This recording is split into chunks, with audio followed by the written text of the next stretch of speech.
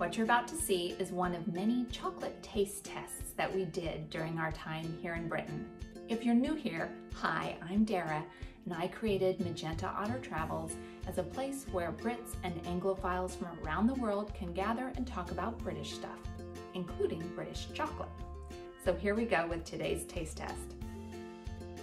This taste test, we're going to be trying pure milk chocolate, pitting Cadbury against Galaxy, because I've been told that Galaxy is the new favorite, even more so than Cadbury Dairy Milk, which has been the standard, the purple standard of quality British milk chocolate. So we're gonna test it out. While I'm opening these packages, I'm gonna tell you a story about Ian and what an out of control chocoholic he is. So our second child was 6 months old, like, you know, barely eating any solid food, kind of at that phase where you're giving him rice cereal and strained peas. And Ian goes over to our little boy who's just barely learned to sit up. He goes over there and he gives him this tiny little piece of chocolate. And I'm like, what are you doing? You're not supposed to give a baby that age chocolate. And he had given him this tiny little piece of a Hershey Kiss, which by the way is terrible chocolate. I don't know if you've had Hershey chocolate, specifically Hershey Kisses, they are not good chocolate. So he goes and gives our son this little tiny piece of chocolate. And I'm like, what are you doing? And do you remember what your excuse was? You said, I wanted to see if he liked it. I'm like, we're feeding him like, you know, strained peas, baby food, broccoli puree. Of course he's gonna like chocolate. So that's She thinks I've scarred him for life. No, you didn't scar him for life, but now he's a hopeless chocoholic too. It was irreversible. He was imprinted from that point forward. So here we go. We're gonna try the Galaxy bar. First I want to try the Cadbury, because that's the one we know. I don't know that I've had the Galaxy before. Have you? No, I haven't. So we've got our Galaxy bar, and here's a bar of Cadbury Dairy Milk. All right, let's try the Cadbury first.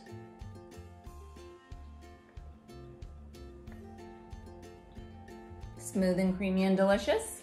Mm-hmm. Tastes like yummy Cadbury chocolate. Mm-hmm. Doesn't have any of the kind of icky aftertaste of Hershey chocolate in America. Mm-hmm. That's really good.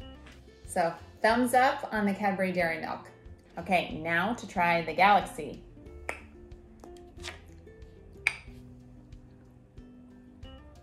It seems a little bit softer. A little creamier.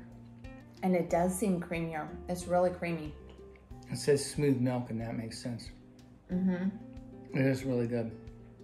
It's delicious. I like both of them. They're really, really good. They're both good. I give them both a thumbs up. Mm-hmm. But if you had to choose one,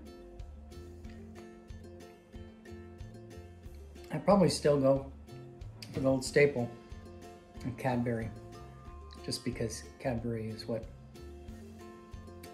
I'm used to. I like it. It tastes like home. well, I do think that Cadbury's good, Mm-hmm. but I don't think I have the same nostalgia factor. So I think my unbiased opinion is I would probably choose the Galaxy. Mm. So for those of you who said, Dara, you really have to try the Galaxy when you watched my Cadbury video in Britain Love Stories, thanks for the tip. It's a good candy bar. For another installment in the Cadbury versus Galaxy taste test, we will now be tasting Galaxy Ripple Bar and the famous Cadbury Flake.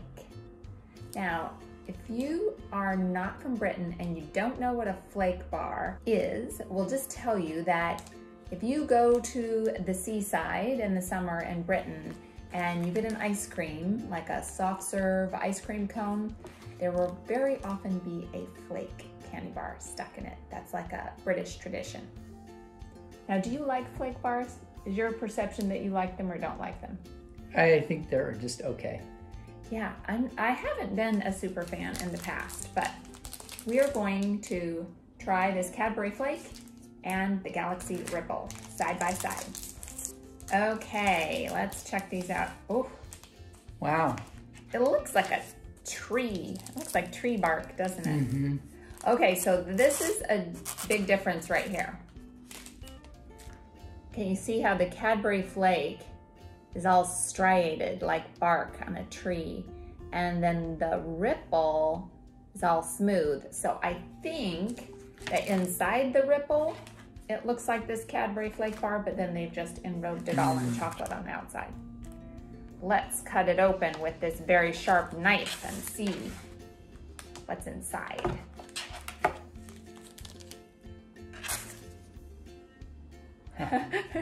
They both just look like blobs. Look pretty similar. Hard to tell. Okay, you're gonna eat the Ripple first, or the Ripple? Okay.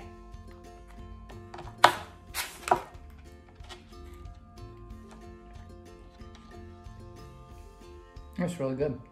Mm-hmm. I think this is a lot more of a British thing, this whole idea of incorporating air into the chocolate, like an Aero bar, you know, that has the bubbles in it. So that's kind of, to me, what this is about. It's putting the air in the layers. Oh my goodness, look how crumbly it is. I'm just picking up this flake bar and it's breaking into a bunch of pieces, this little nugget.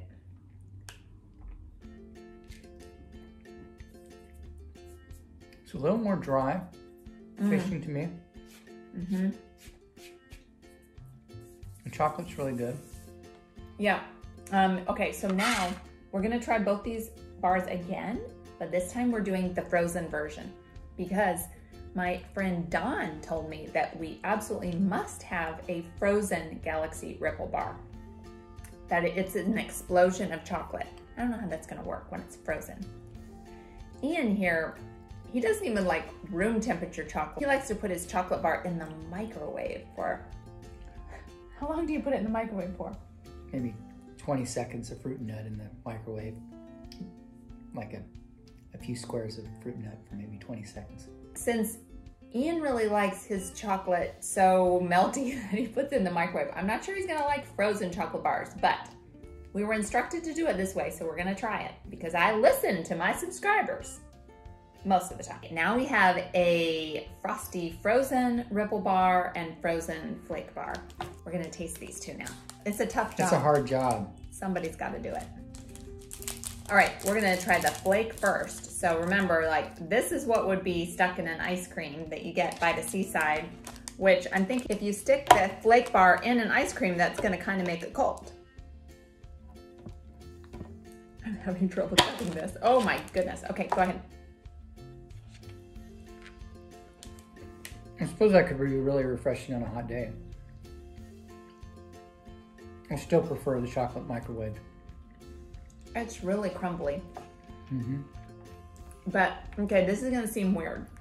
When we ate the room temperature flake, remember how we felt like it was dry? Mm-hmm. The dryness actually seemed less noticeable eating it frozen. Mm-hmm. Mm-hmm. Okay, now for the Galaxy Ripple. Goodness. It's just fractured. It's just fractured into a whole bunch of bits. I don't know. It's all crumbly now into a million little pieces.